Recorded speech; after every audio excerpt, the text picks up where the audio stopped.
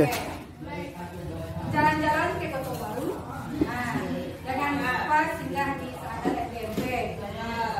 Marilah pembelajaran kita mulai dengan sangat baru hingga nantinya tak terasa capek-capek. Assalamualaikum warahmatullahi wabarakatuh. Waalaikumsalam warahmatullahi wabarakatuh. Alhamdulillah, kita berdoa semoga kita semua menjadi orang yang beruntung atas segala rahmat limpahan. Kemudian selamat kepada kita Muhammad. Baiklah Bapak Ibu, ini pertemuan FGMP kita yang ke-8 ya. Ke-8 dari menuju tahun. Ini tidak terasa pada hari ini kita akan melakukan program kita sesuai dengan program yang ada itu kita lanjutkan pada hari ini. Bapak Ibu semuanya, sebelum kita mulai kegiatan kita kabarnya kita sama-sama membaca basmalah. Bismillahirrahmanirrahim. Sebagai masukan awal bagi kita minta arahan dari Pak Ade sebagai koordinator kita untuk menyampaikan informasi sebenarnya sebagai ketua kita, sebagai anak kita, keperluan kita ke depannya. Assalamualaikum warahmatullahi wabarakatuh. Waalaikumsalam warahmatullahi wabarakatuh. Yang kami hormati Bapak Ibu pengurus GMP, Bapak Ibu anggota GMP Matematika dan Solo yang hadir pada hari ini. Puji dan syukur kepada Allah Subhanahu Wa Taala. Pada saat sekarang ini kita masih diberikan kesempatan untuk kesehatan bisa hadir di kegiatan rutin kita, yaitu kegiatan GMP yang kita laksanakan sekali seminggu di ruangan ini. Yang hari ini merupakan pertemuan yang ke-8 kepada Ibu. Salam buat junjungan Nabi Muhammad SAW. Dan kita selalu berdiri sama. Baik Bapak dan Ibu, sebelum kita mulai kegiatan kita pada hari ini, nanti akan disampaikan oleh Ibu Fani, yaitu mengenai budaya positif yang akan disampaikan oleh fasilitator nanti. Ada beberapa hal yang perlu kami sampaikan kepada Bapak dan Ibu sebelum kita mulai. Yang pertama, dan tahu juga Bapak koordinator kita, Bapak Yas, sekarang ada kegiatan di sekolah tidak bisa hadir pada hari ini. Itu Bapak dan Ibu, tadi ada yang bertanya bagaimana dengan surat tugas. Di yang beberapa pelajaran lain itu juga ada beberapa sekolah surat tugasnya memang harus yang menandatangani koordinator FGMP. Jadi kalau memang yang harus koordinator yang diminta pakai surat SPPD, pakai koordinator, itu nanti harus ditunggu koordinator dulu. Tapi kalau sekolahnya tidak ada masalah, ketika ini sekolah kami tidak masalah dari pemeriksaan, jadi yang menandatangani itu boleh nanti ketua FGMP, boleh koordinator saja. Jadi kepada itu tergantung sekolahnya masing-masing kepada itu. Tapi kalau memang harus koordinator, nanti Ibu tanda tangan koordinator itu besok saya juga. Yang kedua yang perlu kami sampaikan, kemarin itu sudah di grup untuk membuat soal ujian akhir semester dan asesmen akhir semester untuk kelas 10 dan 11 kelas CN. Karena dari MKS diminta itu tanggal 10 besok sudah pembuatan soal berasal. Jadi Bapak dan Ibu, bagi Bapak dan Ibu yang sudah ditunjuk sudah bisa mulai pembuatan soal. Cuma nanti Bapak dan Ibu kita setelah penyampaian materi nanti kita bicarakan kembali sedikit sampai di mana Bapak. Saya kembalikan secara global saja masing-masing tingkat, masing-masing fase nanti sampai di mana batas ujiannya kita tetapkan sampai di situ. Kemudian kalau tahun kemarin untuk kelas 12 itu masih ada presentasi yang sebelum MIT 30%, 70%. Tapi kalau asesmen kelas 10 setelah kan nggak ada lagi, yang sudah diuji tidak ada diuji lagi. Itu yang akan kita sepakati nanti Bapak dan Ibu. Kemudian yang ketiga, yang terakhir yang sudah disampaikan juga oleh Pani di grup, kita kan sudah sepakat untuk baju seragam EGMP. Itu bajunya sudah datang. Kita ada subsidi dari apa namanya Casio yang kemarin, tapi ada tambahannya. Sudah Bapak baca semuanya. Jadi baru nanti kalau sudah mau mengambil, tolong di Facebook kita uangnya tambahannya bisa masuk ke kita Bapak Ibu. Kemudian yang terakhir kita bicarakan juga nanti adalah masalah kita yang akan ke SMA minggu besok ke SMA status 10 foto di atas, yaitu adalah business study di sana. Itu kan kita bicarakan kembali bagaimana tekniknya, bagaimana nanti tekniknya dan sebagainya. Itu saja yang perlu kami sampaikan Bapak dan Ibu. Banyak maaf. Assalamualaikum warahmatullahi wabarakatuh.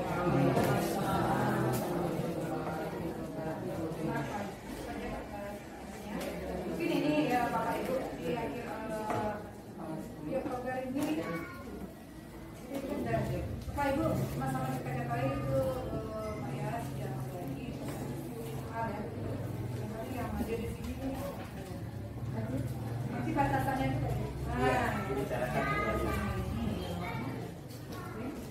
kemudian Bapak Ibu sama-sama di layar sudah kelihatan bahwa pada kegiatan ini kami akan berbagi informasi terkait tentang budaya positif agar pembelajaran kita nanti berjalan sesuai dan mendapatkan manfaat dari pembelajaran. Mari kita ikuti dengan sama pada wanita kita.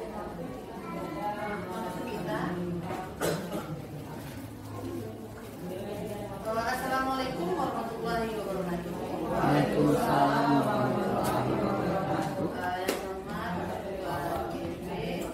Yang kami hormati Bapak Ibu pengurus, kami fasilitator yang ada pada hari ini dan kami istimewa Bapak Ibu peserta BNP yang hadir pada hari ini. Puji syukur marilah kita ucapkan kepada Allah Subhanahu Wa Taala yang telah melimpahkan rahmat dan karunia-Nya sehingga kita masih diberi waktu dan kesehatan di hari ini untuk melaksanakan kegiatan BPP yang insya Allah saya akan melaksanakan diseminasi aksi nyata modul 1.4 yaitu budaya positif. Kemudian salawat dan salam semoga selalu tercurah kepada Nabi besar Muhammad Sallallahu Alaihi Wasallam. Jadi Bapak Ibu pada kesempatan ini saya akan berbagi praktek baik ya atau namanya aksi nyata lah yang berkaitan dengan program pendidikan guru penggerak yaitu yang berada pada modul 1.4. Nah, modul 1.4 ini judulnya adalah budaya positif. Nah, pada budaya positif ini kan saya akan berbagi apa saja yang dimaksud atau isi-isi dari budaya positif tersebut. Jadi nanti silakan Bapak Ibu bertanya, kita akan sharing gitu ya. Dan mudah-mudahan nanti sekaligus saya akan berbagi tentang aksi nyata yang sudah saya lakukan di sekolah. Dan Bapak Ibu nanti juga bisa mudah-mudahan juga melakukan aksi nyata di sekolah masing-masing.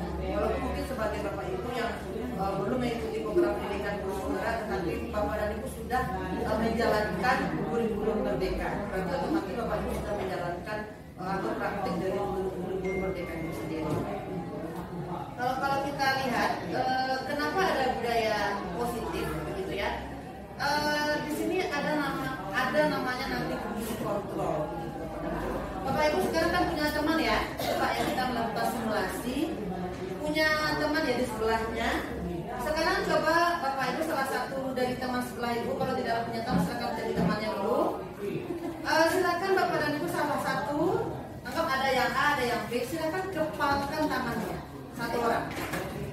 Anggap Bapak dan Ibu memegang dalam kepalan tangan Bapak Ibu ada sesuatu yang sangat berarti. Ya, ada sesuatu yang sangat berarti begitu ya.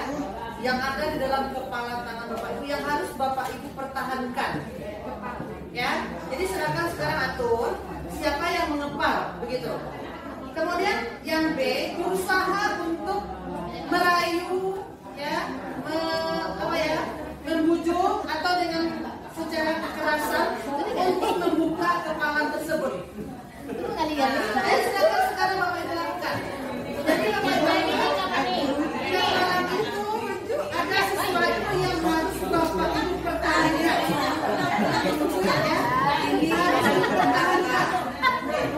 Tidak boleh dilepas.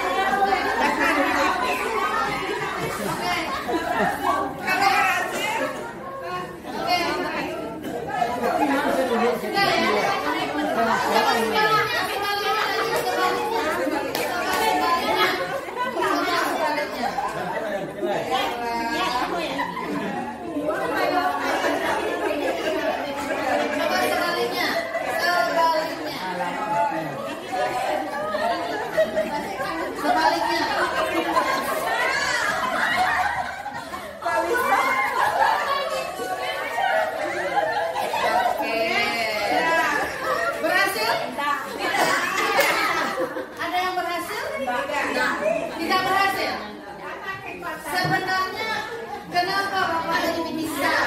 Ya, kenapa tidak bisa terbuka? Apa sebabnya? Karena dipercaya. Kenapa? Karena ego mempertahankan diri. Karena Ibu Eci tidak mau membukanya, gitu ya. Kalau Ibu Retno bagaimana? Apakah terbuka? Pertahanan diri. Pertahanan diri. Oke. Ada yang berhasil terbuka? Ada.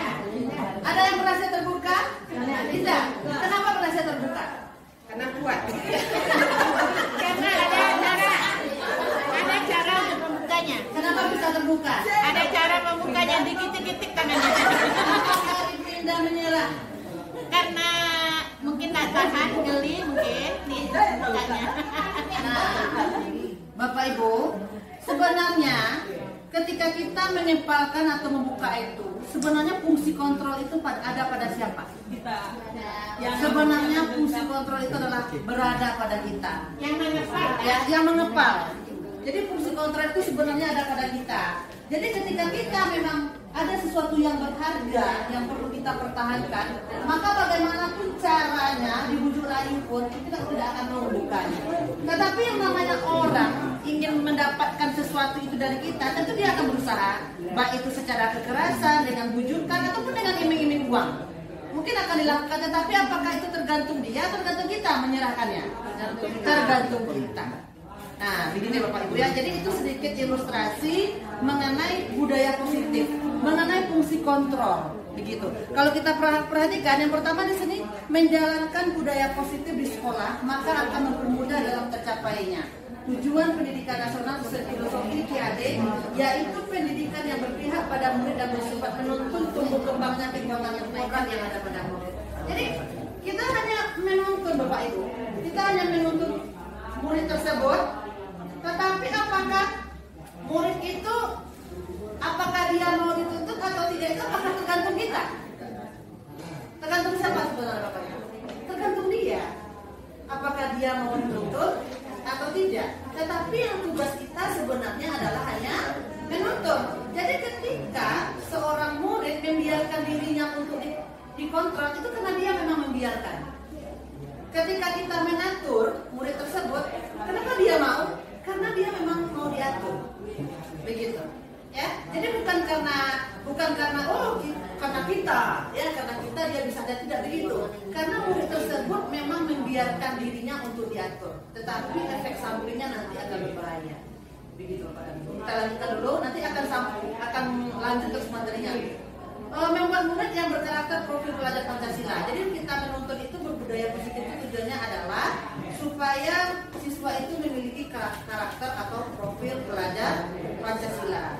Kemudian yang ketiga, budaya positif dapat menyediakan lingkungan yang positif, aman, nyaman bagi murid dan mereka mampu berpikir, bertindak dan mencipta dengan mereka lebih bertanggung jawab. Jadi inilah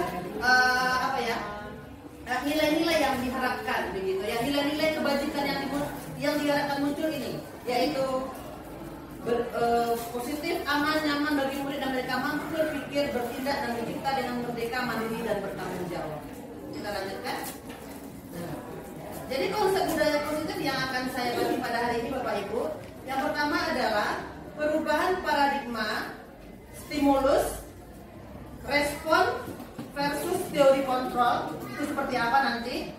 Kemudian perubahan perilaku dan karakter mengandung nilai-nilai kebajikan. Itu yang diharapkan nanti. Jadi diharapkan muncullah nilai-nilai kebajikan dari peserta didik kita. Kemudian ini ada namanya Dr. William Glasser dalam kontrol teori meluruskan beberapa miskonsepsi tentang kontrol.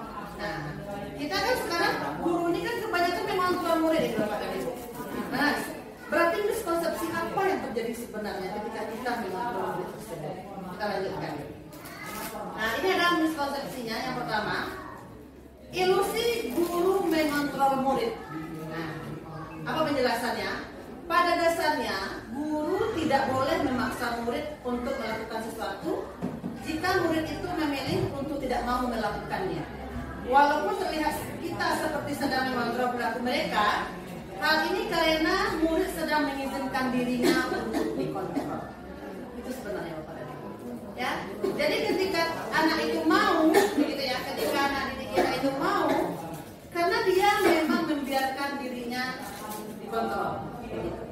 Nah, tetapi ketika dia tidak mau dikontrol lagi, ya akan terjadi mereka tidak mengikuti lagi apa yang kita inginkan, gitu ya. Dan ujung-ujungnya memang peserta didik itu kalau dia mengikuti apa yang kita inginkan, akhirnya dia bisa menjadi murid yang lemah. Atau dia tidak, artinya dia itu hanya segala sesuatunya itu dia harus tanya dulu ke kita, akhirnya dia tidak mandiri.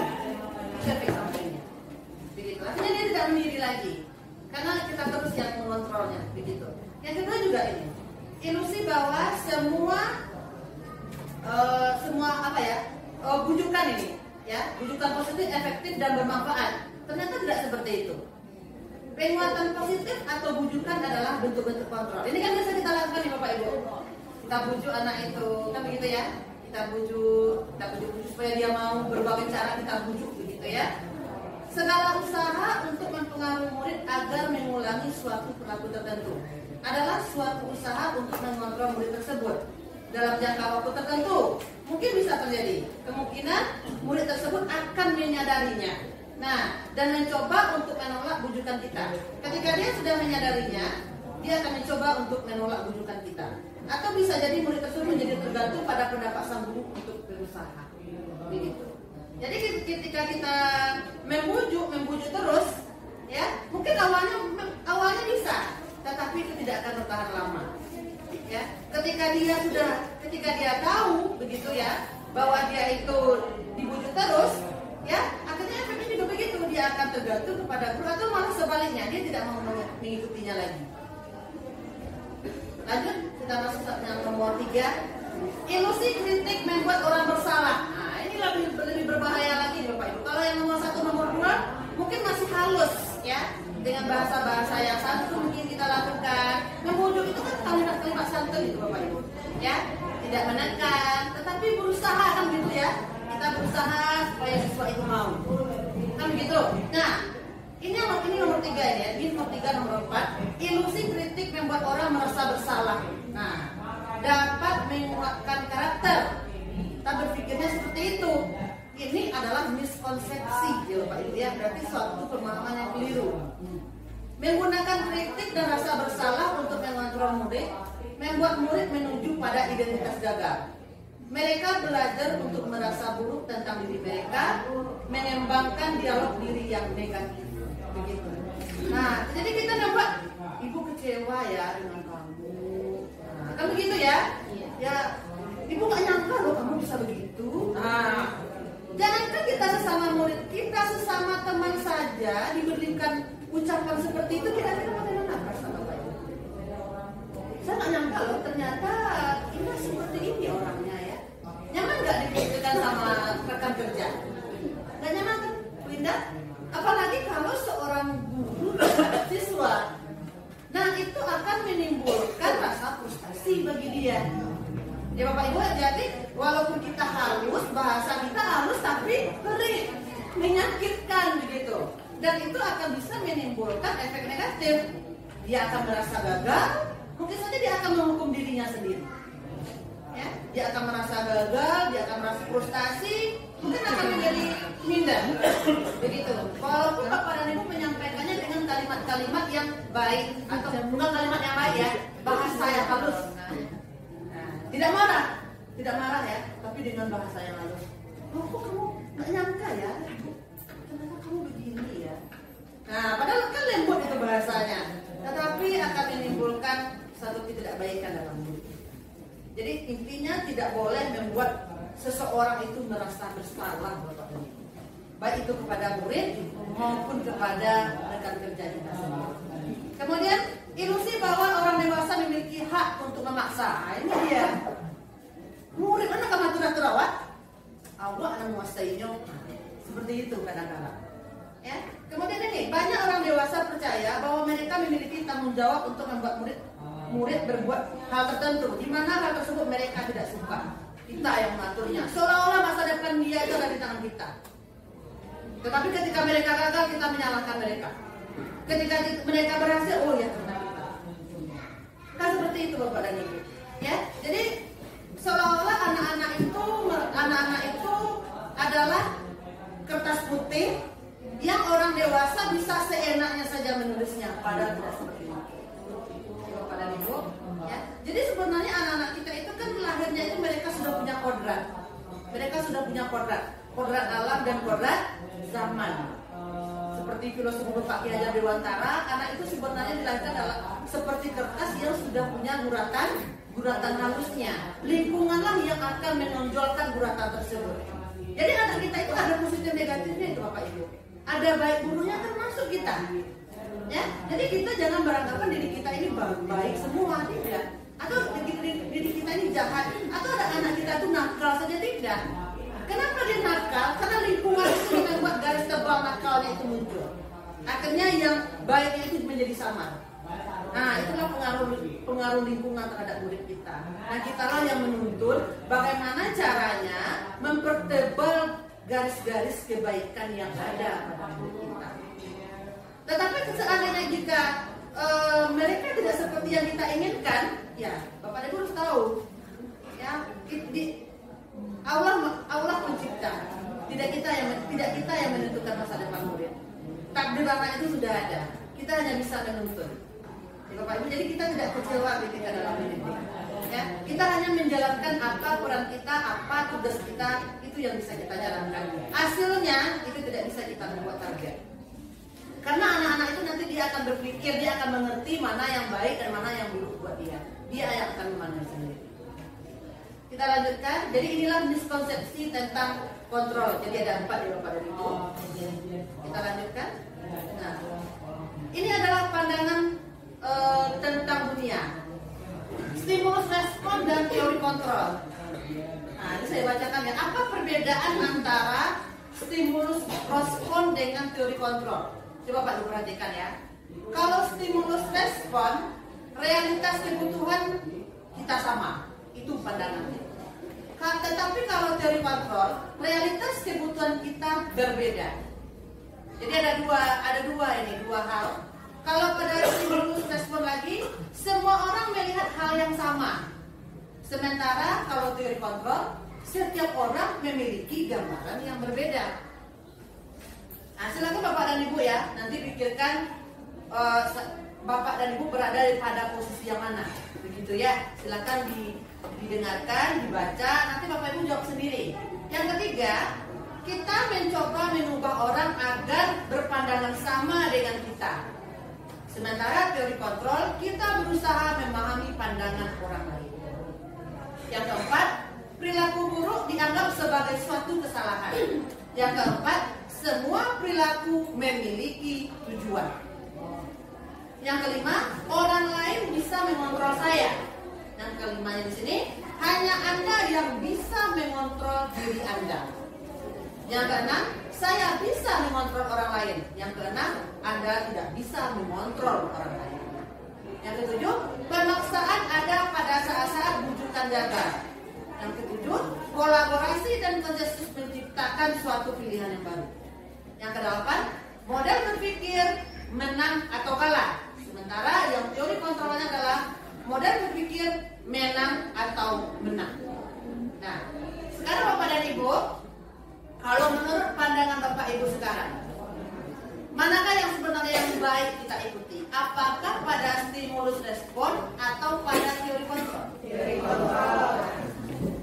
Seharusnya kita berada pada pandangan teori kontrol. Ketika kita berada pada pandangan teori kontrol, apakah kita masih melihat orang itu salah? Apakah masih bisa kita nilai orang itu salah? Tidak. Karena segala sesuatu perbuatan pasti ada tujuannya. Cuma kita tidak mengetahui. Tidak mungkin pula semuanya disampaikan tujuannya pada kita. Kecuali kita memang ada kepentingan untuk disampaikan apa tujuan dan maksudnya. Begitu ya Pak dan Ibu. Nah, tetapi realitanya apakah kita sering berada di teori kontrol atau di stimulus respon? Kenyataannya. Mana Bapak dan Ibu? Bapak Ibu yang lebih tahu ya. Bapak dan Ibu yang lebih tahu. Apakah Bapak Ibu sering berada di stimulus respon atau di teori kontrol? Kita jawab sendiri. Tapi kita memang sebaiknya berada pada teori kontrol. Jadi kita bisa melihat dunia ini lebih luas, lebih lapang gitu, dan kita tidak suka suka lagi menyalah-nyalahkan orang lain. Ya, karena orang itu berbuat pasti mereka ada tujuan. Cuman tujuannya itu tidak disampaikan kepada kita. Ya. Satu hal lagi juga begini, kita kadang-kadang menilai pandangan kita samakan dengan orang lain. Padahal tidak begitu ya Bapak Ibu ya. Pada kenyataannya sangat berbeda. Oke, kita lanjutkan. Nanti kalau ada pertanyaan, saya buka pertanyaannya. Nah, ini Bapak dan Ibu. Mari kita ubah cara pandang kita. Bila kita ingin membuat kemajuan perlahan, sedikit, ubahlah sikap atau perilaku Anda. Namun bila kita ingin memperbaiki cara-cara utama kita, maka kita perlu merubah kerangka acuan kita. Ubahlah bagaimana Anda melihat dunia, bagaimana Anda berpikir tentang manusia, ubahlah paradigma Anda. Skema pemahaman dan penjelasan aspek-aspek tertentu tentang realita. Ini merupakan bahasa dari Stephen R. Covey. Ini dikutip bahasa bijak yang bisa kita ambil sebagai pandangan hidup kita. Kita lanjutkan. Nah, ini peran Ibu, kita masuk ke konsep budaya positif. Kalau tadi kan masih berupa cerita-cerita ya Pak Ibu ya. Nah, inti dari konsep budaya positif ini adalah yang pertama paradigma belajar, yang kedua disiplin positif, yang ketiga nilai-nilai kebajikan, yang keempat motivasi perilaku manusia. Seperti apa lagi motivasi perilaku manusia ini? Kemudian ini ada keyakinan kelas. Bagaimana cara membentuk atau membuat keyakinan kelas tersebut? Kemudian posisi kontrol guru. Dan yang ketiga, yang terakhir adalah segitiga restitusi. Bagaimana cara menyelesaikan kasus dengan menggunakan segitiga restitusi. Nah, ini semuanya ada keterkaitan Bapak dan Ibu. Ada hubungannya semuanya.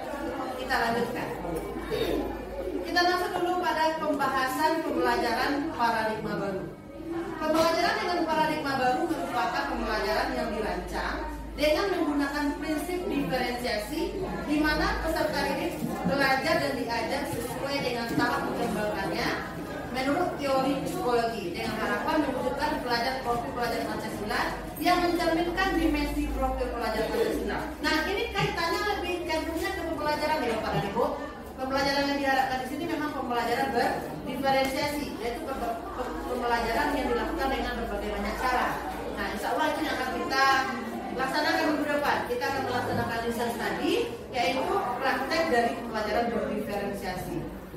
Pembelajaran yang memperhatikan kondisi anak, begitu ya. Pembelajaran yang memperhatikan kebutuhan anak, pembelajaran yang memperhatikan tingkat kemampuan anak. Kemudian konsep disiplin positif. Dalam budaya kita, kata disiplin dimaknai sebagai tata tertib. Kan begitu ya Pak B, tata tertib. Teratur dan kepatuhan pada peraturan. Kita cenderung menghubungkan kata disiplin dengan ketidaknyamanan. Apa benar begitu Bapak Ibu? Kalau sudah disiplin tidak nyaman lagi. Apa benar begitu? Benar atau tidak?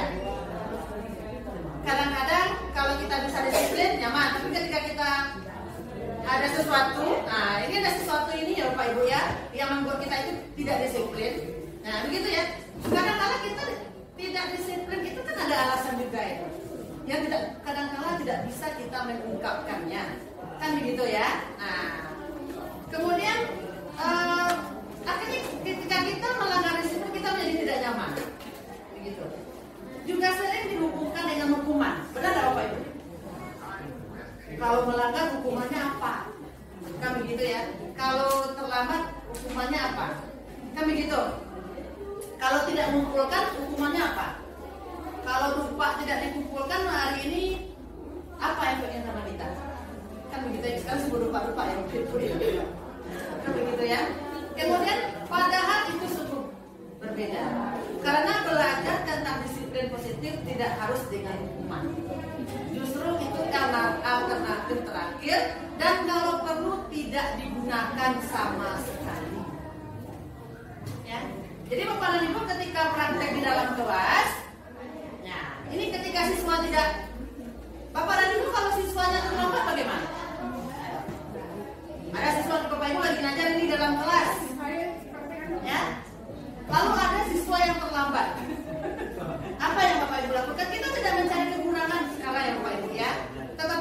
sekarang sedang berbagi praktek baik. Jadi apa yang Bapak Ibu lakukan tidak dijadikan, oh ternyata seperti itu Ibu ngajar ya anak, bukan begitu. Ya, tetapi kita berbagi apa yang sudah dilakukan. Begitu. Ya, ya, gimana Ibu?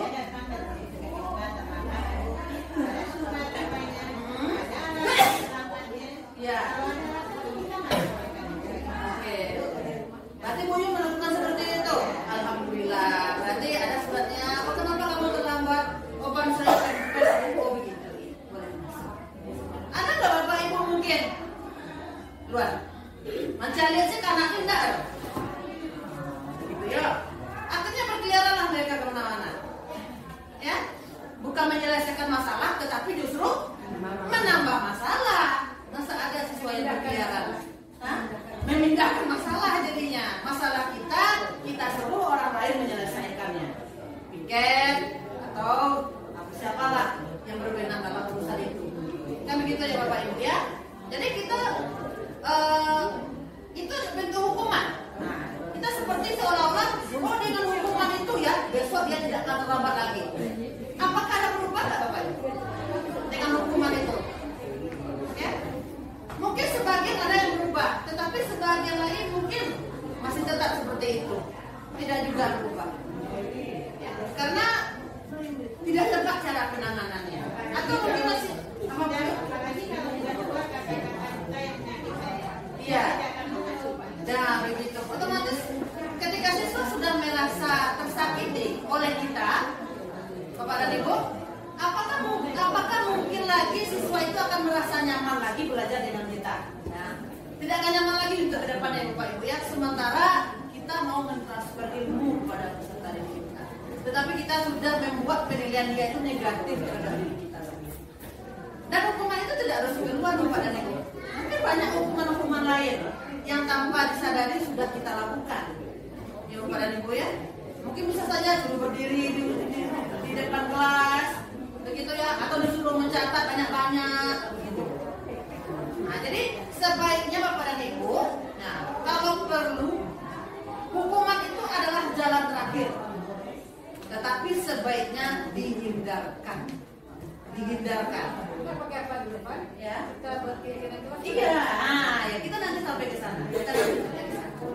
Ya, berarti kita udah apa ya? Udah tahu bagaimana teknisnya. Nah, kalau kenapa kan muncul pertanyaan? Kalau kenapa kok tidak ada hukuman itu seenaknya saja? Itu begitu ya Pak Ibu ya? Terkelambang itu. Itu gitu ya. Nanti kita akan sampai ke sana. Kenapa kok hukuman itu adalah alternatif terakhir? Kenapa perlu dihindarkan? Nah, kita nanti sampai ke sana. Kita lanjutkan. Nah, hakikat disiplin. Ini menurut Bapak Ki Hajar Dewantara ya Pak dan Ibu ya, jadi saya bacakan. Di mana ada kemerdekaan, di situ harus ada disiplin yang kuat. Benar ya Bapak Ibu ya? Nah, sesungguh pun disiplin itu bersifat disiplin, yaitu kita sering yang mewajibkan kita dengan sekeras-kerasnya, tetapi itu sama saja. Sebab jikalau kita tidak cakap melakukan self disiplin, ini disiplin buat diri sendiri ya Bapak Ibu. Wajiblah penguasa lain yang mendisiplinkan diri kita. Nah, dan peraturan demikian itulah harus ada dalam suasana yang merdeka. Nah, itu menurut Bapak Ki Hajar Dewantara. Ketika kita tidak bisa lagi mendisiplinkan diri kita, ya ujung-ujungnya memang ada penguasa lagi yang mendisiplinkan kita. Disiplin ini dalam artian yang positif ya Pak Ibu ya, bukan dalam artian kekerasan, tidak begitu. Kita lanjutkan. Nah, ini namanya adalah motivasi atau mengenal 3 motivasi perilaku manusia. Nah, Bapak Ibu, kita lihat ya satu-satu. 3 motivasi perilaku manusia. Yang pertama adalah untuk menjadi orang yang merdeka, menghargai diri sendiri dengan nilai-nilai yang dipercaya. Ini contohnya begini. Ini adalah motivasi yang paling rendah Bapak dan Ibu. Ini contohnya. Kalau saya tidak melakukan, efeknya apa ya? Kalau saya melakukan, untungnya apa ya? Itu dia. Itu motivasinya. Jadi motivasinya itu karena memang apa ya? Karena ada menghargai dirinya sendiri dan nilai-nilai yang dipercayanya. Kalau saya melakukannya, untungnya apa? Kalau saya tidak melakukan, ruginya apa? Nah, itu adalah motivasi yang paling rendah. Kadang-kadang itu sering kita lakukan. Kalau saya hadir, untungnya apa buat saya? Kan begitu ya. Kalau saya hadir ke MGMP, untungnya apa? Kalau saya tidak hadir, efeknya apa? Itu adalah motivasi tingkat yang paling rendah. Ya, itu yang paling rendah itu tingkat motivasi. Yang kedua, ini mulai untuk mendapatkan imbalan atau penghargaan dari orang lain. Nah, ini mungkin pemikirannya sudah mulai panjang, ya, sudah mulai jangka panjang. Kalau saya rajin datang MGMP, saya nanti dibilang rajin sama orang. Nah, kan begitu ya Bapak Ibu ya.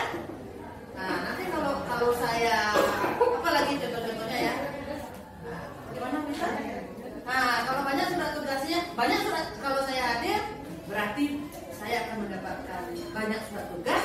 Ya, imbalannya pasti ada pada saya. Itu kan motivasi memang begitu realitanya Bapak dan Ibu. Kita kan bukan memojokkan Bapak Ibu di sini, tetapi kita hanya menggarap begitu ya. Apa motivasi perilaku manusia?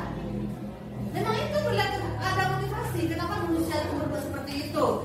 Ya, kita mungkin bisa saja baik kepada seseorang karena kita memang mengharapkan imbalan dari orang tersebut. Karena kita memang ada maunya pada orang tersebut. Kan tidak tertutup seperti itu sikap perilaku manusia, tapi tidak perlu disebut. Oh, saya mengharapkan itu pada dia. Kan tidak perlu disebut. Yang tahu itu adalah diri kita sendiri. Ya. Nah, kemudian yang ketiga, Pancasila yang mencerminkan dimensi profil pelajar Pancasila. Nah, inilah orang yang memang melakukan itu memang demi kebaikan dia sendiri dan orang lain. Atau dikatakan inilah apa ya Pak Ibu ya, memang ini yang diharapkan. Menjadi pembelajar sepanjang hayat. Jadi dia melakukan segala sesuatu itu bukan karena apa-apa, bukan karena sesuatu, karena memang ingin jadi pembelajar sepanjang hayat. Jadi tidak memandang usia, ya Bapak Ibu ya, mau tua mau muda tidak ada persoalan. Nah, inilah yang memang diharapkan. Yang ketiga inilah Bapak dan Ibu. Mungkin kita pernah melakoni yang pertama, mungkin kita juga sering melakoni yang kedua. Tidak tertutup, saya juga begitu Bapak dan Ibu. Jadi saya menyampaikan seperti ini bukan berarti saya tidak berbuat. Nah, mungkin kita sering ketiga-tiganya ganti-ganti. Kadang-kadang satu, kadang-kadang dua, sekali-sekali tiga, gitu ya. Nah, untuk kedepannya kita butuh belajar dan butuh proses. Mudah-mudahan kita bisa berada pada posisi yang ketiga, yaitu Pancasila yang mencerminkan dimensi profil pelajar Pancasila. Begitu. Jadi ini intinya adalah kita menjadi pembelajar sepanjang hayat. Jadi kita melakukan sesuatu itu memang karena demi kebaikan diri kita, orang lain dan semuanya. Bukan karena apa-apa. Kita lanjutkan.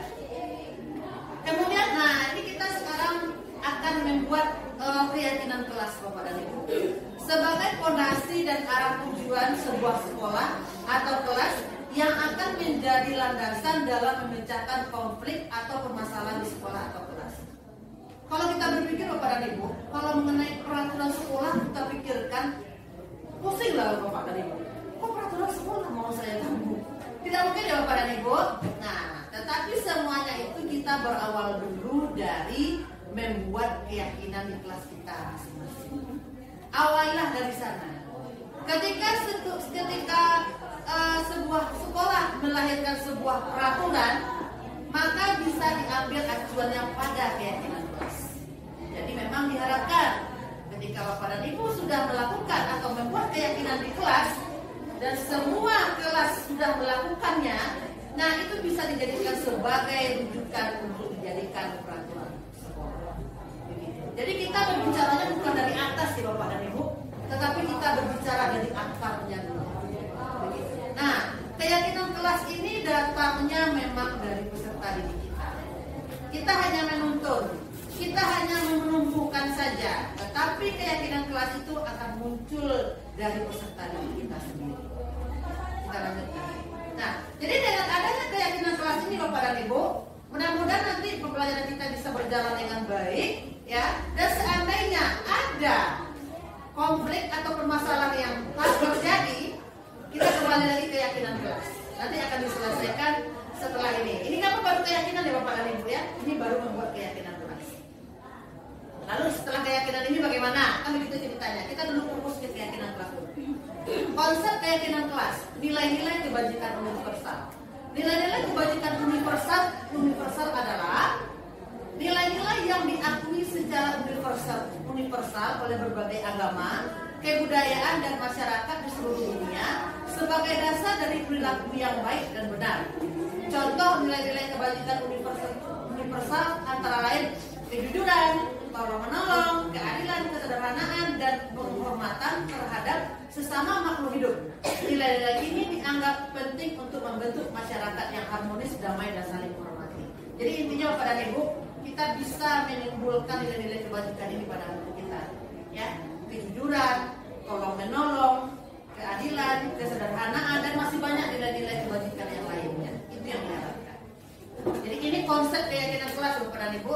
Jadi kita membuat keyakinan kelas itu tujuannya adalah bisa menimbulkan nilai-nilai kebajikan universal pada diri kita.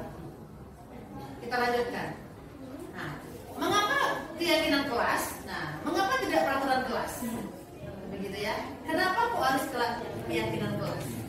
Nah, seperti Bapak Ibu lihat, kalau keyakinan memunculkan motivasi dari dalam.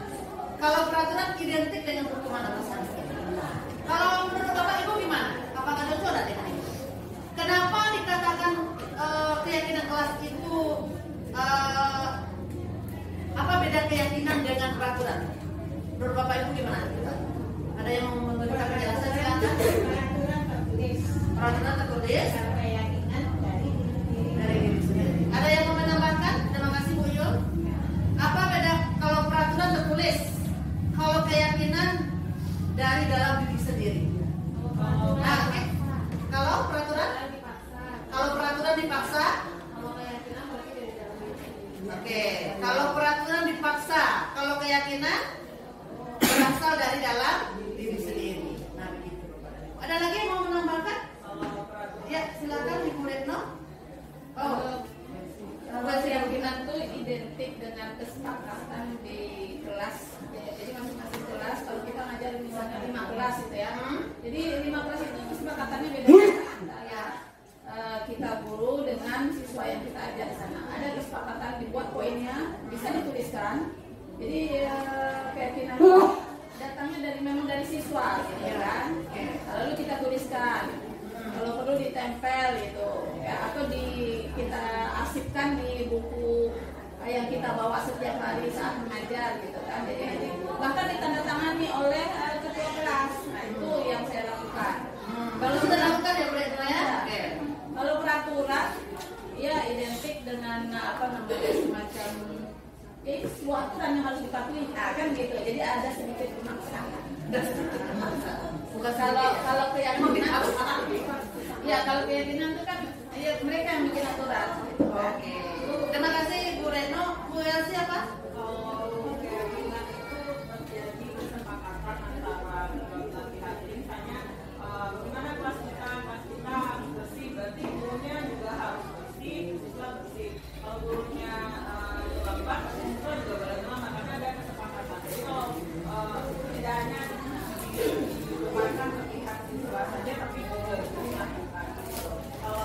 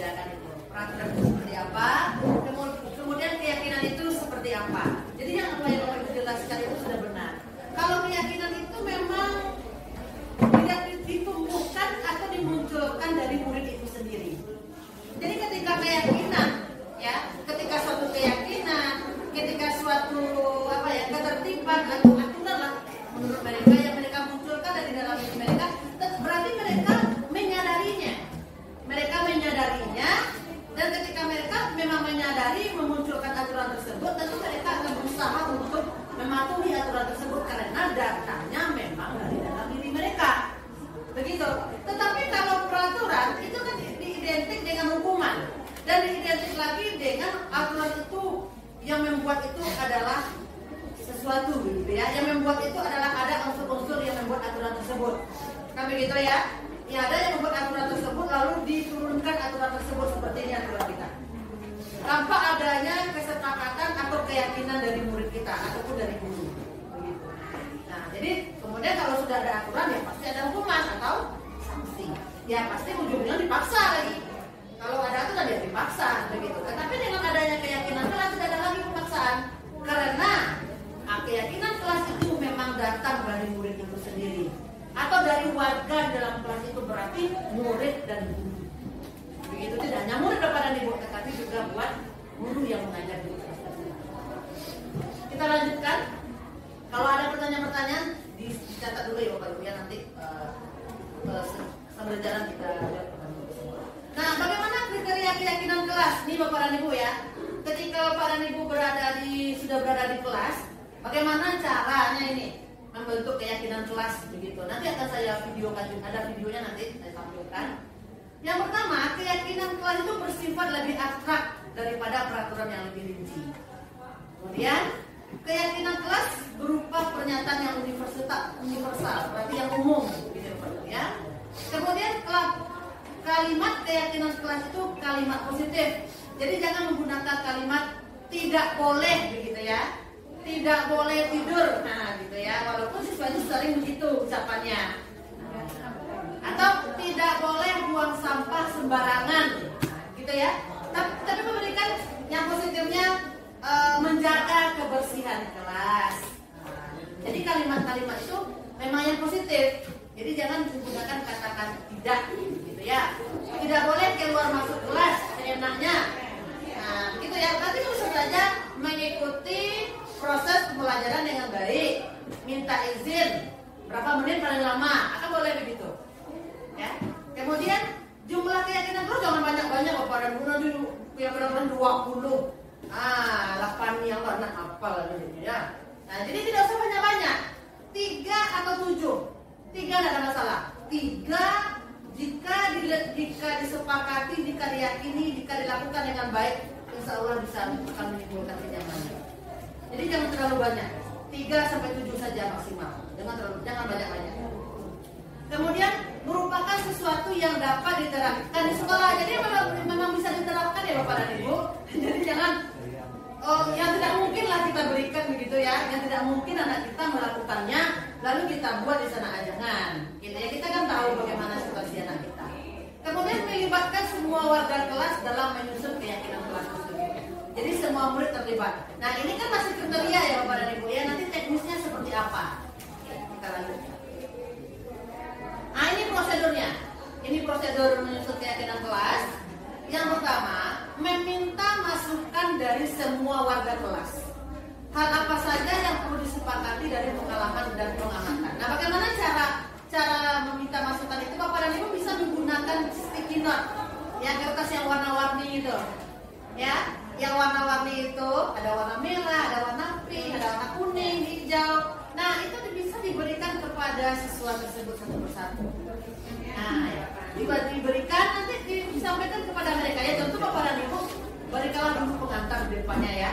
Nah, jangan diberikan kertas kan mereka nanya ini buat apa kamu ya kan? Nah, tapi diberikanlah satu pengantar ya. Pengantarnya anak-anak agar kelas kita ini terasa nyaman dan nyaman belajar di kelas dan menimbulkan nilai-nilai kebajikan di kelas kita ini. Maka kita buat keyakinan atau kesepakatan kelas. Gimana? Apa itu Bu? Ya apa sih kalau siswa yang tidak terbiasa bertanya? Atau mungkin Bapak dan Ibu yang menjelaskan. Mungkin dari kata Bu untuk bertanya, apa itu keyakinan?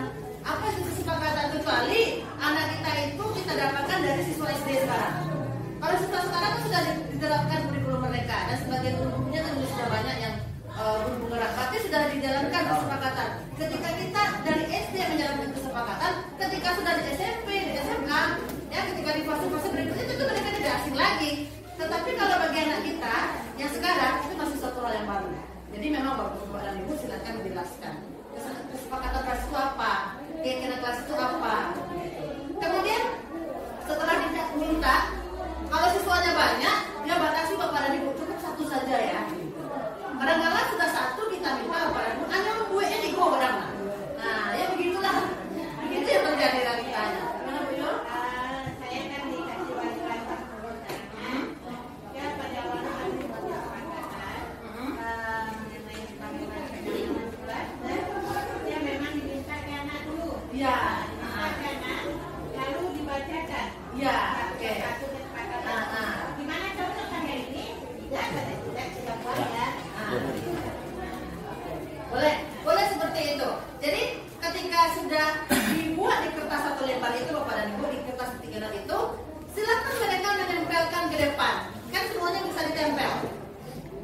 silakan ditempelkan di papan tulis semuanya mereka menempel. Nah kemudian ini kan mencatat semua masukan ya Bapak Ibu. Ini mencatat ini maksudnya adalah mungkin ada nanti satu orang yang merangkum begitu ya Bapak Ibu, yang satu orang siswa kita minta. Tapi sebelum itu kan nanti kalimat kesepakatan kelas itu kan banyak itu Bapak Ibu. Kalau 30 berarti 30 lembar loh semuanya. Tidak mungkin ya kesepakatan kita 30. Nah nanti itu silahkan disusun, minta satu atau dua orang sekaligus latihan bagi mereka untuk mengelompokkan kesepakatan yang mirip. Ya, misalnya dilarang membuang sampah pada tempatnya, menjaga kebersihan, itu kan bisa dijadikan satu kesepakatan. Nah, dikelompokkan mereka itu jadi satu, begitu. Atau masalah harus melaksanakan PBM, mendengarkan apa yang disampaikan guru, tidak boleh meribut. Nah, itu kan juga bisa dijadikan satu. Jadi artinya adalah mengikuti proses pembelajaran dengan baik dan tertib. Nah, itu. Jadi nanti dikelompokkan. Nah, kita minta nanti satu atau dua orang untuk mengelompokkan tersebut. Nah, setelah selesai dikelompokkan, begitu ya. Ini menyusun kalimat menjadi kalimat positif. Jadi jika ada kalimat anak-anak kita itu yang menggunakan kalimat yang tidak boleh begitu. Nah, itu nanti kita bantu untuk menjadikan kalimat positif. Begitu, kemudian yang keempat, nilai kebajikan yang sama dari keyakinan disepakati digabungkan sudah tadi ya. Ini contoh, tidak membuang sampah sembarangan, membersihkan kelas, menjaga kebersihan kelas, membuat kelas nyaman. Ini kan mirip-mirip saja. Nah, jadi boleh saja nanti digabung menjadi menjaga kebersihan dan keindahan kelas. Otomatis tidak boleh buang sampah sembarangan. Tapi gitu ya Bapak dan Ibu ya, otomatis kelas harus terlihat bersih begitu. Kemudian jumlah keyakinan jangan pokoknya 3-7 poin lah, jangan terlalu banyak. Yang berikutnya, semua warga kelas menandatangani kesepakatan kelas atau keyakinan kelas. Jadi ada tanda tangannya. Begitu ya. Kalau saya, karena dia banyak, saya minta saja ketua kelas menandatangani. Nah, tolong yang ditandatangani oleh ketua kelas. Kalau kepada Ibu ingin menempelkan keyakinan kelas tersebut, boleh. Silakan dibuat rapi, nanti ditandatangani oleh semua anggota kelas. Silakan tempelkan nanti di mana tempat yang strategis. Nah, untuk kedepannya Bapak dan Ibu bisa menggunakan acuan tersebut, tetapi tetap dipertanyakan, anak-anak, apakah kesepakatan kelas kita masih sama dengan yang ini, atau perlu kita tambah, atau perlu kita kurangi? Nah, begitu saja lagi. Jadi kok setiap hari kita begitu, minggu depannya kesepakatan kelas lagi, kesepakatan kelas, ujung-ujungnya kasasi materi itu itu gitu. Jadi ada Bapak Ibu ya, ujungnya masalah baru ya. Nah, begitu. Jadi silakan dibuat satu kali, tempel di tempat yang strategis yang bisa dilihat oleh semua orang. Nanti untuk pertemuan berikutnya Bapak dan Ibu kan diminta dulu keyakinan kelas lagi. Tak perlu dikeluar lagi. Bagaimana anak-anak keyakinan kelas kita masih sama dengan yang ini, atau ada perlu kita tambah? Oh Bu, tambah Bu. Kayaknya sudah banyak yang tidur di dalam kelas Bu. Kan bisa jadi begitu, oke kita tambah. Ya, atau ada yang perlu kita kurangi, Ibu kayaknya itu nggak usah lagi Bu, karena kita semuanya kayaknya udah aman itu, udah aman peraturan itu buat kita. Kan bisa jadi seperti itu, jadi tidak menghabiskan waktu yang lama. Itu bisa Bapak Ibu lakukan setiap pertemuan jadinya, setiap pertemuan bisa dilakukan terus, karena sudah ada fondasi awalnya. Hanya menanyakan saja lagi, gimana sama? Atau Bapak dan Ibu tayangkan di LCD proyektor juga bisa, kan sudah ada di kelas. Nanti tayangkan di PPT-nya. Ini kesepakatan kelas kita ya. Gimana, ada yang mau kita tambah atau dikurangi? Boleh seperti itu. Nanti tinggal diketik saja lagi kalau ada yang mau ditambah atau dikurangi. Begitu Pak. Oke. Tapi tetap diletakkan di dinding kelas ya Bapak dan Ibu. Karena kesepakatan kelas ini bukan buat kita saja, tapi juga buat murid-murid kita. Nah, ini nilai-nilai kebajikan atau keyakinan kelas dilanggar. Nah, ini gimana kalau ada pelanggaran? Ya, ada keyakinan kelas yang bersama kelas. Ya. Ada keyakinan kelas bersama kelas. Apakah semuanya ditempel di sini? Oh begitu. Nah, jadi boleh gini. Kalau saat ini tergantung dari kelas tersebut. Mungkin ada walas yang memang minta menempelkan. Jadi kalau memang minta ditempelkan, ya tentu murid akan menempelkannya. Begitu. Kalau dipikir-pikir, tentu implementasinya mungkin belum sejauh itu ya Pak Ibu, tapi kita sudah membayangkan. Kita kan tadi berpikirnya berlapis-lapis. saja belum, tapi itu sudah berlapis dua pikiran kita itu. Yang di satu kali kita itu memang bisa terjadi. Saya sudah sampai ke tengah pikiran. Oh, semua guru nanti nempel di mana? Nggak banyak keyakinan kelas sebanyak angka.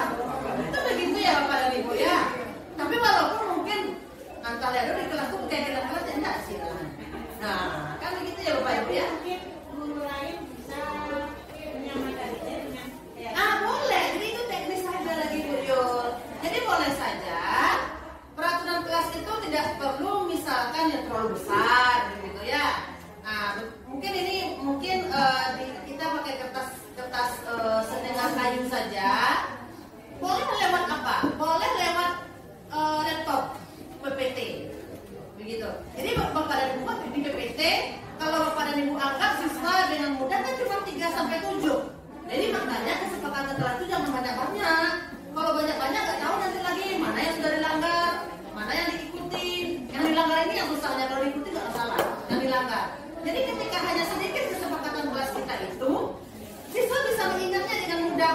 Oh itu ya kesepakatan kelas hari ini yang hanya 4. Ya mereka saja di PPT ini ya kesepakatan kelas kita ya udah lanjut pelajarannya.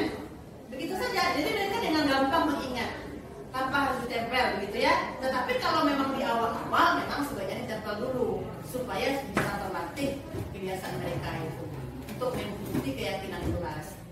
Kalau alah sadonyo atau sudah semuanya menerapkan keyakinan kelas itu laiku sebenarnya.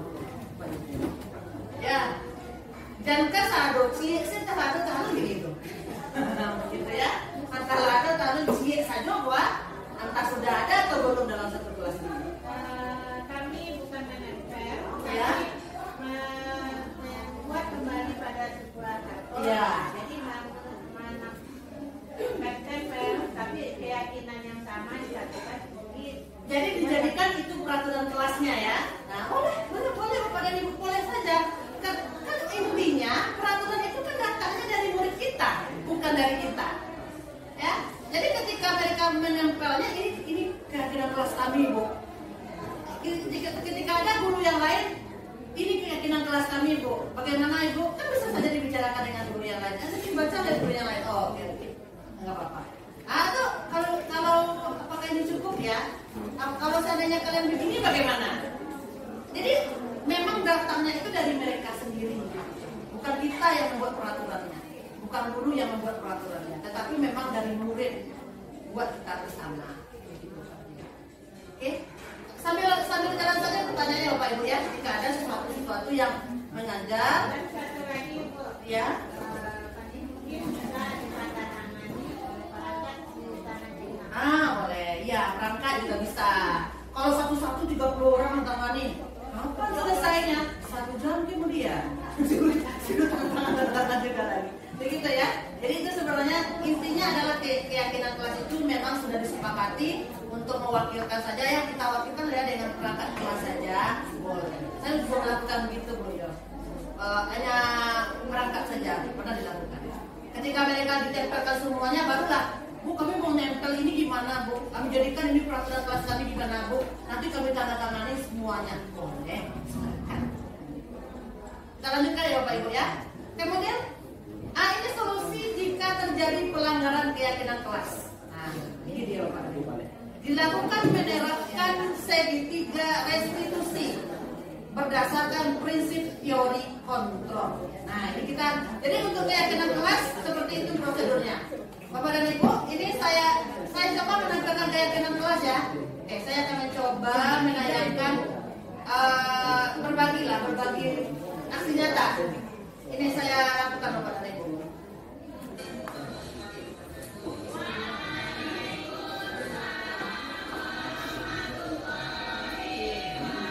Menit. Mudah-mudahan bisa lebih efisien dari ini nanti.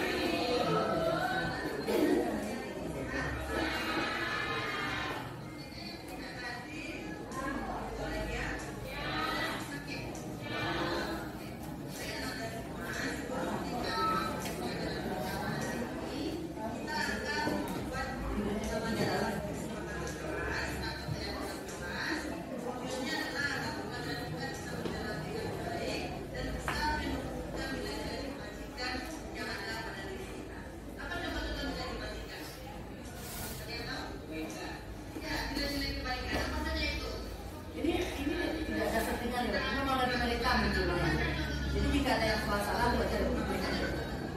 Tidak ada skenario alam saja. Di kelas 12 IPA 4.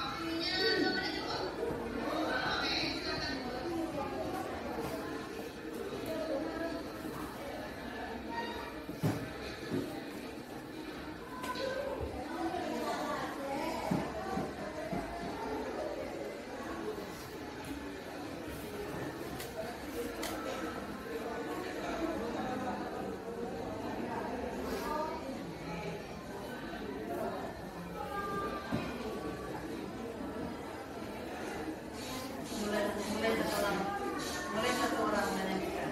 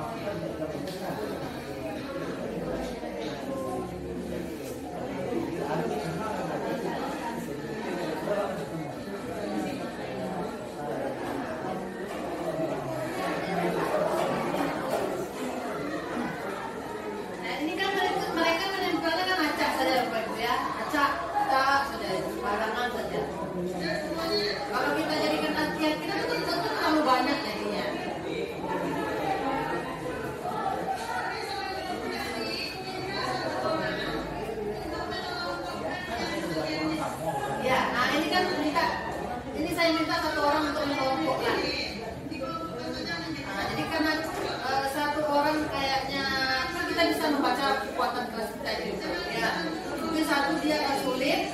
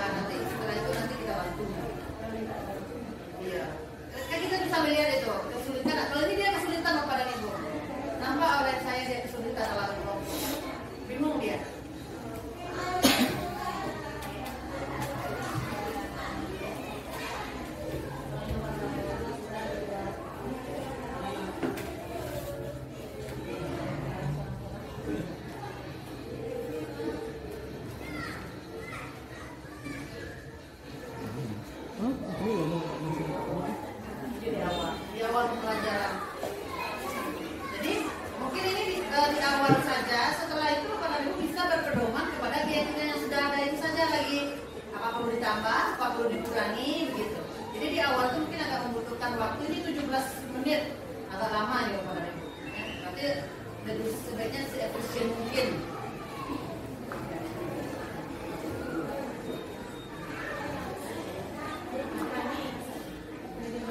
Durasinya. Nah, itu kalau divideokan. Ini bukan maksudnya yang realitanya begitu. Realitanya 17 menit gitu. Nah, tapi mudah-mudahan kalau sudah terbiasa mungkin bisa nanti agak lebih cepat lagi. Kalau sudah terbentuk keyakinan kelas minggu depannya lagi ya tidak perlu lama-lama lagi. Cukup di pedoman saja yang ada itu. Ditanya apakah perlu ditambah, perlu dikurangi. Ini mereka sudah mulai kesulitan ini Bapak Ibu. Ini saya lihat ini. Mereka sudah mulai kesulitan ketika mengelompokkan, walaupun berdua. Nah, akhirnya saya bantu dalam mengelompokkannya.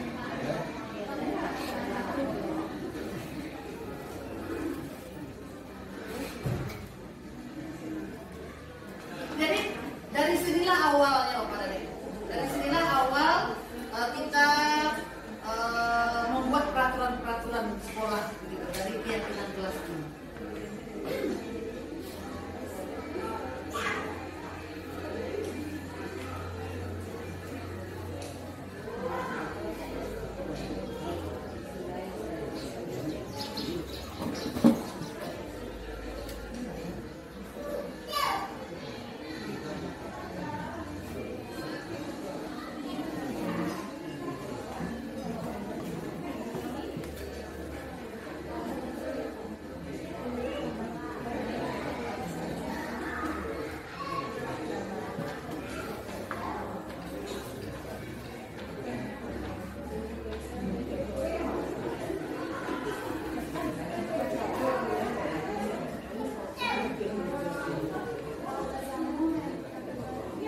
Bersama di mana?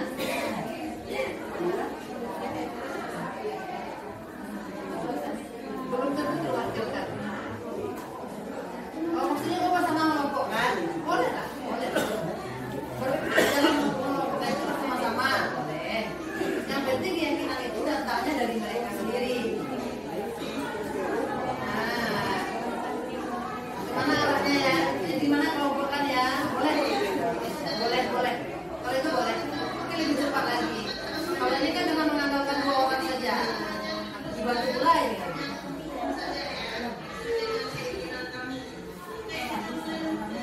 Iya, tidak ada di setting bahwa memang adil gitu, adil seperti ini yang terjadi di kelas. Ya.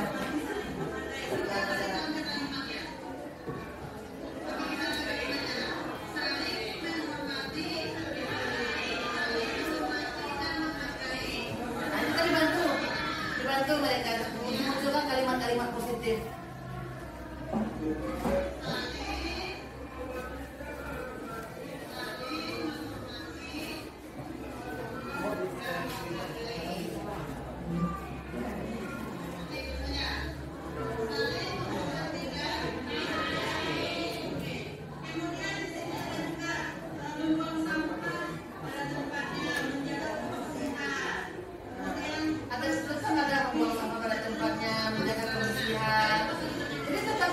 Ada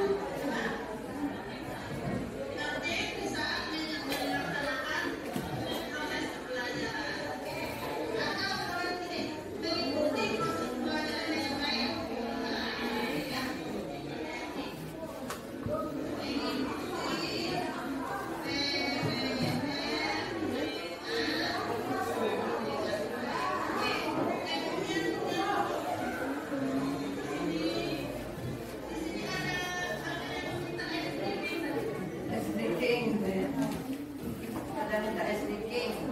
Jadi selalu Bapak dan Ibu ada sekitar 6 kelas ya, berkait 6 kelas.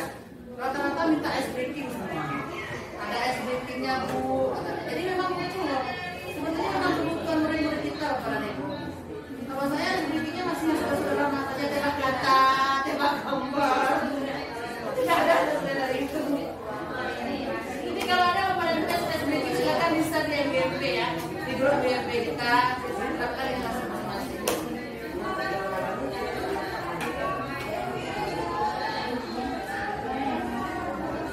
Yang banyak ini biasanya PC ya, STD-nya rame.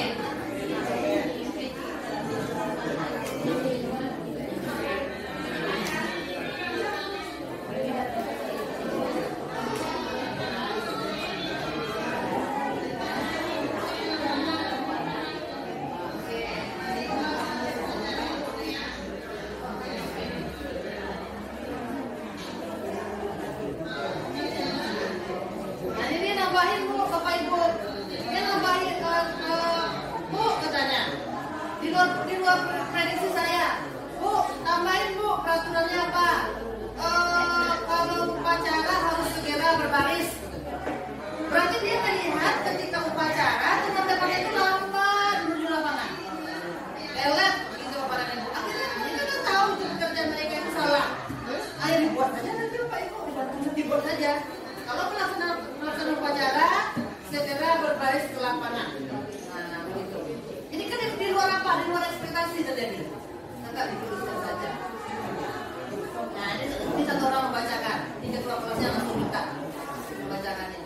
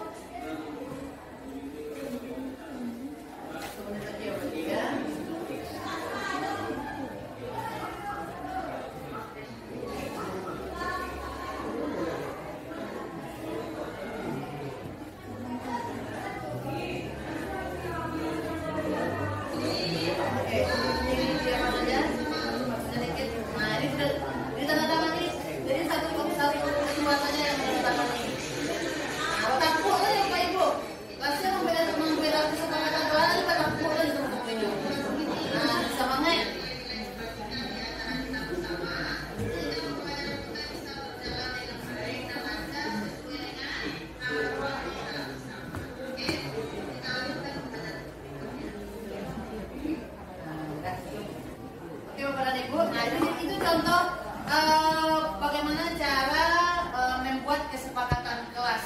Gitu, Bapak Ibu. Mudah-mudahan ini masih banyak jauh ya dari apa ya? Dari kesempurnaan begitu. Mudah-mudahan nanti untuk jika kita sudah terlatih berulang-ulang kita lakukan, mungkin nanti akan lebih banyak dari dalam mengimplementasikannya. Nah, lalu bagaimana jika kesepakatan kelas itu dilanggar? Kan begitu ya Bapak Ibu ya? Nah, kita lanjutkan. Ini sebelum itu, nah, bagaimana ketika aturan kelas itu dilanggar? Kan begitu. Bagaimana jika keyakinan kelas itu dilanggar? Sebelumnya kita akan berbicara dulu tentang 5 kebutuhan dasar manusia. Ini Bapak Ibu ya, bukan kebutuhan murid saja, kebutuhan kita juga Bapak dan Ibu. Yang pertama adalah kebutuhan bertahan hidup, survival. Ini kebutuhan sadang pangan semuanya Bapak Ibu ya. Yang pertama adalah kebutuhan bertahan hidup. Yang kedua kebebasan Bapak dan Ibu. Nah, atau freedom. Yang ketiga kekuasaan, yang keempat kesenangan, yang kelima adalah kebutuhan kasih sayang. Nah, kita berbicara misalkan kekuasaan Bapak dan Ibu. Kita berbicara kepada peserta didik kita. Kadang-kala Bapak dan Ibu, ketika belajar di kelas, peserta didik kita itu tidak bisa dia menguasai pelajaran dengan baik. Begitu. Sementara dia memiliki kebutuhan dasar untuk berkuasa, butuh kekuasaan. Sementara dia tidak bisa menguasai pelajaran itu dengan baik. Nah, apa efeknya kepada Ibu? Ya, dia akan berusaha menguasai teman-temannya lagi Bapak Ibu. Dijahili teman-temannya begitu. Jadi ketika suatu kebutuhan tidak terpenuhi di suatu tempat, dia akan memenuhi kebutuhan itu di tempat yang lain. Begitu Bapak dan Ibu. Itu alam Bapak dan Ibu. Contohnya kebutuhan kasih sayang. Ketika anak kita tidak mendapatkan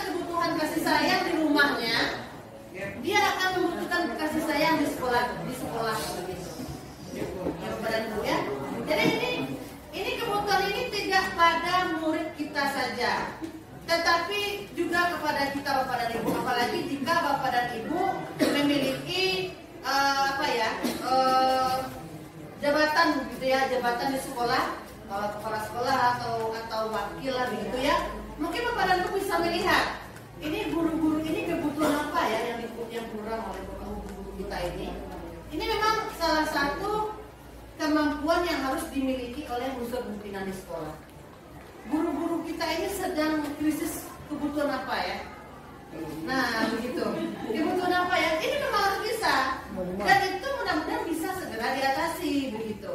Ketika pimpinan mengetahui kebutuhan apa yang tidak dimiliki oleh Bapak Ibu guru kita, nah itu kan akan membuat suasana di sekolah itu lebih harmonis.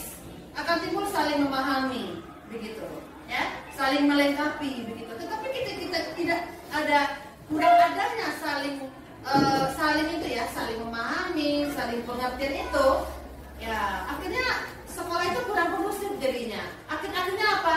Ada yang merasa dizalimi begitu ya, merasa ketidakadilan begitu. Jadi ini bukan hanya kepada murid kita, tetapi juga terhadap guru-guru kita di sekolah. Begitu. Nah, lanjut. Nah, ini ada 5 posisi kontrol Bapak dan Ibu.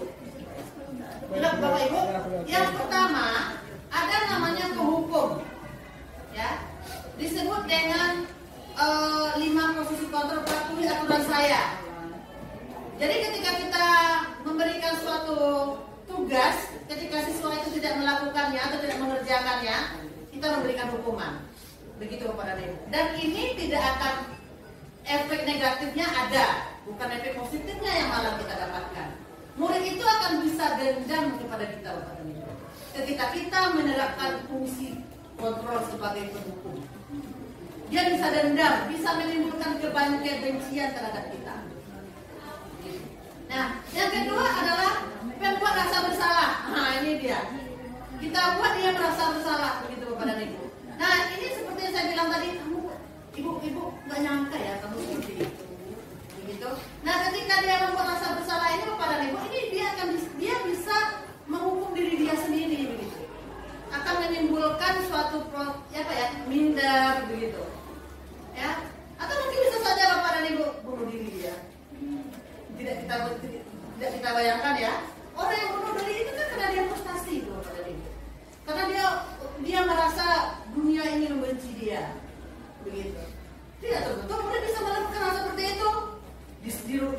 Di rumah dia sudah dihujat oleh keluarganya, sudah mendapatkan perlakuan yang tidak layak dari keluarganya. Tahu-tahu di sekolah dibuat lagi rasa bersalah. Akhirnya dia merasa tidak berguna. Jangankan murid, kita saja pernah merasa begitu. Kita saja pernah merasai orang-orang yang tidak menghargai kita. Kita merasa tidak dianggap. Kita saja pernah merasakan begitu ya Bapak dan Ibu. Apalagi murid-murid kita yang masih lemah.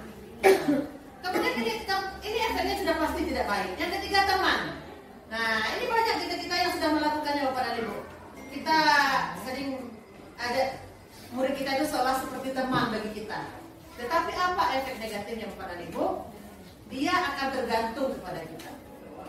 Bisa kita tidak bisa memberikan pelayanan prima lagi kepada dia merasa diabaikan. Oh, ibu sudah nggak care lagi sama dia, katanya. Padahal tidak begitu Bapak dan Ibu. Ujung-ujungnya intinya dia merasa tergantung kepada kita. Tetap ada efek negatifnya. Kemudian ini sebagai monitor atau pemantau. Nah, apa yang sudah kamu lakukan? Sanksi apa yang konsekuensi apa? Nah, ini sudah lebih mendingan Bapak dan Ibu. Sebagai pemantau, ya, atau sebagai monitor, kita memonitor anak. Pemantau ini kan berarti kita tidak berada di lokasi seperti gini. Kita tinggalkan murid kita di dalam kelas, lalu kita berikan dia kepercayaan. Kamu begini begitu ya. Kita monitor dia. Nah, ini ujungnya apa? Mereka merasa ditinggalkan ujung-ujung Bapak dan Ibu. Jadi kita hanya mantau-mantau saja, akhirnya ada jarak begitu, ada jarak antara kita dan seperti seolah-olah kita sering meninggalkan murid begitu. Kemudian yang terakhir adalah sebagai manajer. Nah, apa di sini kata kuncinya? Apa rencana kamu untuk memperbaiki hal ini? Nah, disinilah letaknya restitusi Bapak dan Ibu. Nah, kadang-kala mungkin kelima kontrol ini sudah pernah kita lakukan semuanya. Begitu Bapak dan Ibu. Mungkin kita sering berada di nomor 1. Ini sudah pasti tidak baik. Atau mungkin kita sering berada di nomor 2, sudah pasti tidak baik. 3 baik, tetapi efek negatifnya. 4 juga baik, tetapi masih ada efek negatifnya. Mungkin kita akan berganti-gantian. Mungkin kita akan berperan sebagai teman kadang-kala, mungkin kita akan berperan sebagai monitor, atau mungkin kita akan berperan sebagai manajer. Tetapi sebagai seorang guru, memang diharapkan kita berada pada posisi nomor 5. Tetapi mungkin saat-saat tertentu Bapak dan Ibu bisa sebagai seorang teman tergantung kebutuhan. Tapi tidak selalu seperti itu. Nah, lalu di posisi nomor 5 ini seperti apa? Disinilah letaknya segitiga restitusi. Bagaimanakah yang restitusi itu? Oke, kita lanjutkan. Nah, ini ada 3 langkah untuk restitusi. Ketika sudah ada keyakinan kelas, kan bisa jadi terjadi pelanggaran atau anak-anak berbuat seperti tidak sesuai dengan keyakinan kelas tersebut. Lalu bagaimana teknis segitiga restitusi tersebut? Ini secara teori ya Bapak dan Ibu. Yang pertama adalah menstabilkan identitas. Ini artinya kita menenangkan dia dulu. Kalau dia sedang nangis, biarkan dia nangis dulu. Jangan dipaksa dia untuk berbicara. Biarkan dilepaskan dulu kesedihannya itu. Ya Bapak dan Ibu, distabilkan dulu sampai dia tenang. Begitu. Nah kemudian divalidasi tindakan yang salah. Ya, jadi kita bilang sama dia, setiap orang itu pasti memiliki salah. Setiap orang itu pasti memiliki masalah. Begitu Bapak dan Ibu, termasuk ibu. Itu contohnya, kita dalam memvalidasi tindakannya itu, termasuk ibu. Begitu ya, kamu pasti punya alasan berbuat seperti itu. Kita begitukan dia kepada murid-murid kita itu. Setiap orang itu pasti pernah punya masalah, termasuk ibu. Kamu berbuat seperti itu pasti punya alasan tertentu. Bisa ceritakan ke ibu? Nah, itu contohnya Bapak dan Ibu. Itu kita sudah memvalidasi tindakannya. Nah, yang ketiga dalam menanyakan keyakinan. Kan nanti dia bercerita ya Bapak dan Ibu. Dia ceritakanlah, sebenarnya saya begini, ibu saya begitu, gitu ya. Ah, kita kembalikan kepada dia. Misalkan namanya si Badu ya, Badu SD Badu. Ya. Badu atau Putih gitu ya. Badu masih ingat nggak tentang keyakinan kelas kita? Nah, kan ketika iya Bu masih ingat apa itu mengumpulkan tugas tepat waktu. Nah, Badu yakin dengan keyakinan kelas kita itu benar? Yakin Bu. Kan seperti itu kita mau mengajaknya. Ini siswanya dia ngaku dia sering tidak mengumpulkan tugas. Nah, itu contohnya dia ngaku gitu ya, sering tidak mengumpulkan tugas. Kan begitu ya. Kalau menurut Badu apa yang harus Badu lakukan untuk memperbaiki situasi itu? Nah, biarkan dia yang memunculkan Bapak itu. Munculkan dia. Oh, saya akan mengerjakan tugas lagi itu. Saya akan mengerjakan tugas, saya atur waktu. Terserah apa jawaban dari murid itulah. Begitu ya Pak dan Ibu ya. Badu yakin dengan apa yang akan Badu lakukan? Yakin Ibu. Kapan mau Badu mulai? Hari ini Bu. Nah, kan bisa seperti itu. Besok Bu. Kan bisa jadi begitu. Besok Bu. Kan begitu. Nah, kemudian kita berikan dia kekuatan. Baik Badu, mulai hari ini Badu akan menjadi murid yang baik dan selalu mengerjakan tugas dan tepat waktu. Bisa Badu? Bisa. Nah, dia silakan kembali ke dalam kelas. Apakah ada di sana kalimat penghukum? Bapak dan Ibu? Kan tidak ada ya. Tetapi semuanya hanya mengajak, begitu ya, berdialog seperti itu. Nah itu contoh. Nanti akan saya tayangkan videonya. Nah ini aksi nyatanya. Sudah hampir selesai ya Bapak Ibu ya. Nah ini contohnya aksi nyata yang sudah di beberapa kelas, ini bukan di kelas yang lain. Ini di kelas 10.3. Nah ini hasil kesepakatan kelasnya ditandatangani. Nah ini hasilnya, foto bersama juga kami, sempat juga foto bersama dengan keyakinan kelas. Nah ini segitiga restitusi. Ini namanya Razik, ini Bapak dan Ibu. Apa masalahnya Bapak Ibu? Sering tidur di dalam kelas. Ini persoalan nyata ini. Memang aslinya begitu. Nanti akan diapakan? Nanti akan ditayangkan. Nah ini contoh budaya-budaya positif yang lainnya, pelaksanaan kultum. Kan budaya positif itu banyak Bapak dan Ibu. Kultum, kita hadir di sana melaksanakan upacara bendera, kemudian yang bersifat religi, mengaji setiap pagi, ketika sebelum pembelajaran dimulai, bersalaman, begitu. Nah itu contoh-contoh budaya-budaya positif yang lainnya yang sudah dilakukan di sekolah. Begitu Bapak. Oke, nah saya akan menayangkan bagaimanakah bentuk dari segitiga restitusi tersebut.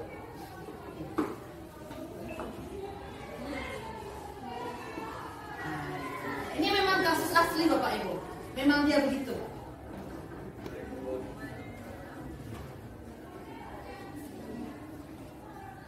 Dia ini Razid ini siswa yang cerdas, siswa yang pintar, tetapi sering tidur di dalam kelas.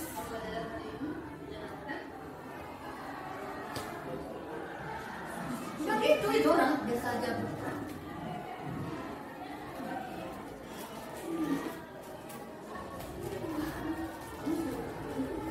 Catat tak pernah. Catat tak pernah. Komandan pernah ngajar pintar. Nah, Tapi pintar ada kawan andalan Olimpiade matematika kan. tapi sering tidur. Kerajuran lah kalau Dengar nanti Bapak Ibu.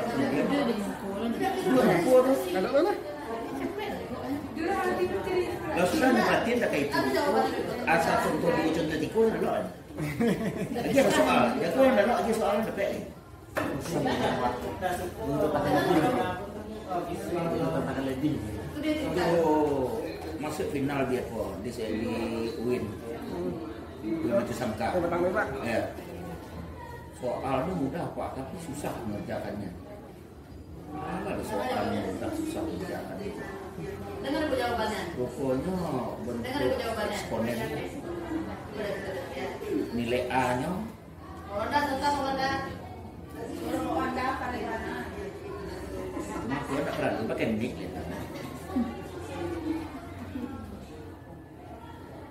Oh, tadi sudah kapan?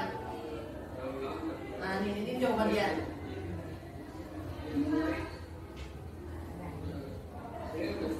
Dimaksimalkan volumenya kan itu masih cek lagi tuh volumenya naikkan lagi cat sama Enggak kenal ya? enggak nah. Nah.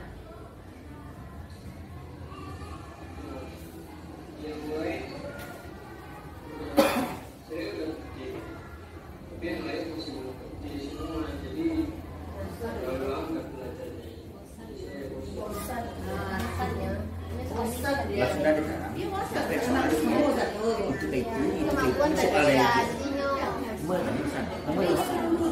lah. Yang lain tuh Bosan ya? Lalu Daya tangkap lawannya lemah. Diulang itu orang.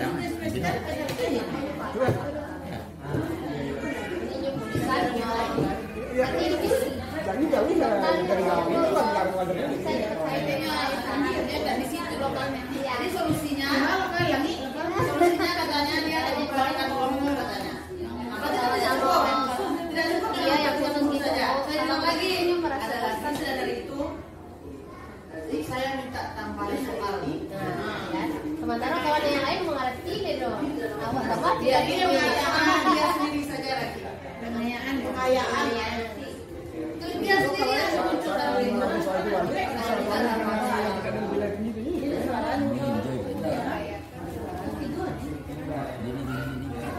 Nah, ini komen dia. Komen dia setelah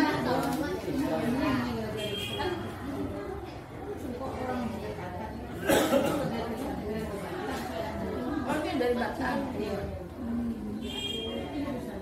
Pada awalnya saya merasa gugup dan sedikit khawatir tapi kalau masuk film akan gugup. masuk kelas Saya kira saya akan dimarahi, Ya. tapi ternyata Ketahuan suka ini. ketika saya akan masuk, dia langsung Anak kesayangan bu.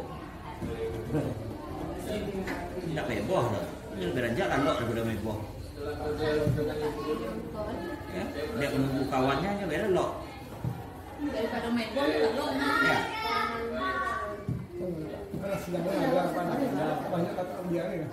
kalau itu sebenarnya bukan apa dia menyimak jualnya tapi Nah, jadi Ini sambil jadi begitulah Bapak dan Ibu sekilas praktik baik yang sudah saya lakukan berkaitan dengan modul yang berkehidupan yang berhidup budaya positif. Nah, jadi Bapak dan Ibu, jadi itulah sedikit ya tentang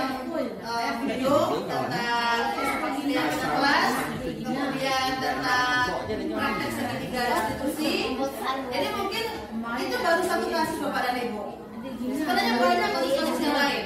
Ada kasus siswa yang terlambat. Nah, tapi ini yang saya videokan, yang kasus siswa tidur di dalam kelas. Karena ini termasuk unik kasusnya. Begitu dia siswa yang cerdas, tetapi tidur di dalam kelas. Yang saya tidur dia Bapak Ibu. Tapi begitu dia dari saya minta maaf dia. Saya tidur. Saya udah ngerti Bu katanya. Nah, jadi demikianlah Bapak dan Ibu tentang diseminasi aksi nyata dari modul 14. Sebelum kita akhiri Bapak dan Ibu, apakah ada pertanyaan berkaitan dengan modul 1.4 ini? Apakah ada pertanyaan? Cukup? Oke, baik Bapak dan Ibu, demikianlah diseminasi atau presentasi saya aksi nyata modul 1.4 budaya positif. Semoga dengan praktik baik ini, dengan berbagi ini bisa membawa perubahan ya Bapak dan Ibu, bisa membawa perubahan kepada kita bersama. Setidaknya nanti Bapak dan Ibu bisa praktik baik di sekolahnya masing-masing, dan mudah-mudahan nanti saya bisa melanjutkannya terus dan bisa berefek baik terhadap pendidikan kita. Amin. Demikianlah Bapak dan Ibu, salah dan jaga mohon dimaafkan, dan saya akhiri. Assalamualaikum warahmatullahi wabarakatuh. Waalaikumsalam warahmatullahi wabarakatuh. Oke, kita beratus buat Bu Fani ya. Oke, mantap sekali ya. Barangkali Bapak Ibu yang punya siswa seperti ini sudah tahu cara salah satu solusinya ya. Anak-anak yang tidur itu tidak selalu anak-anak yang malas kan. Nah, ternyata dia pesan. Nah, pesan. Tapi banyak yang malas. Ternyata dia lebih dari temannya. Jadi saya kasih khusus buat mereka yang seperti itu. Kakaknya tidur apa Bapak? Tidur kemana-mana aja Pak. Itu lagi kasusnya. Mungkin bisa saja. Kan mungkin jawabannya Bapak Ibu ya. Kalau dia tidur saja mungkin bisa jadi dia memang kurang tidur tadi malam. Atau dia sering bermain game malam. Nah, itu lagi kasusnya. Beda lagi kan ya. Jadi maksudnya itu akhirnya memang ada Bapak Ibu. Menurut saya dia ngaku tidak bisa tidur malam Bu katanya. Lah banjaan handphone jauh-jauh saja. Manyalang dia matu nyolek. Ini kebiasaannya kali kan. Kebiasaannya itu jadi penyakit.